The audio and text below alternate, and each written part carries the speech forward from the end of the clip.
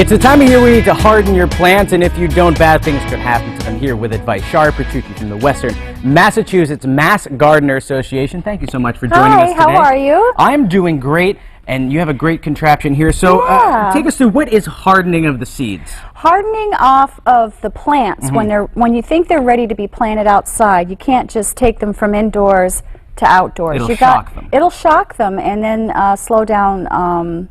Their potential kill them growth and fruiting, especially if they're vegetables. I have examples of pansies here, which is about the height or thickness that you would like of your plants before they go outside, depending on what you're growing. Take us through this contraption too, because this is a great way to harden up your plants. This is a great little portable greenhouse. You can use it indoors without the plastic covering, but I keep mine on the porch.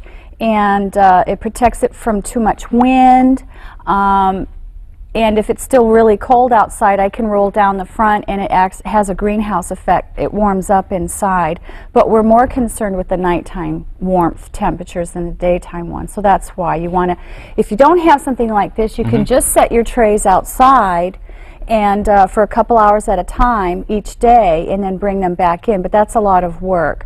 You can use cold frames that are built into the ground. A lot of people can put their plants in there, and they have glass lids to warm up during the day.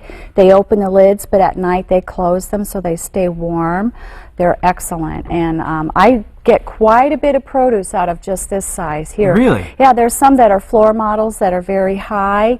The reason I like them is because I can, they're weather hardy, nice. they can take the wind I was gonna say, the rain. They're well put together, and a lot of these are affordable. You can get them in a lot of different stores. Oh yeah, here. Ocean State Job Lot or any local garden stores. Local garden store, you can order them online. Now, Shari, if people haven't planted seeds yet, it's not too late. It's not too late. Take us through the process. So basically, we start with a flat, and we put some soil in and then we drop the seeds in. What's next? Well, you want to make sure that they're moist, but not too moist. You want to make sure that they get what I use is a fan every now and then. I turn a fan on them to once the seedlings get a little high. And that'll simulate the wind that we face in real life in our plants. Right. Now, we put a top on them to simulate this greenhouse effect. When do we know when to take the lid off of the plants?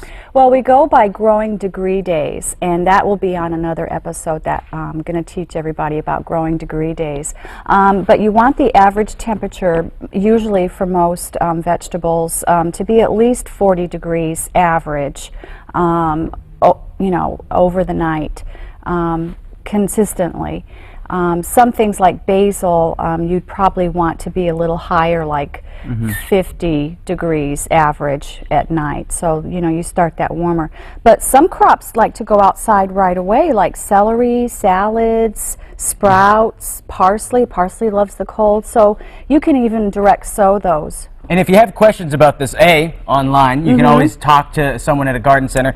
And lastly, the back of the seed packet has so much information. It does. How much light, how much water, if it's an annual or if it's perennial that'll come back every year. Temperatures where I like to go a little more in depth and find out how long. It'll tell you how long it takes to grow the vegetable. Like peppers. Peppers are wonderful, but they take the whole summer to grow. Exactly. You have that one payoff at the end. Yeah, so you got to make sure you get started right, and get that 80 or 90 days that you need to get a good bounty of peppers. And people can also talk to someone like you, Western Mass Master Gardener. Call us, email us at our website.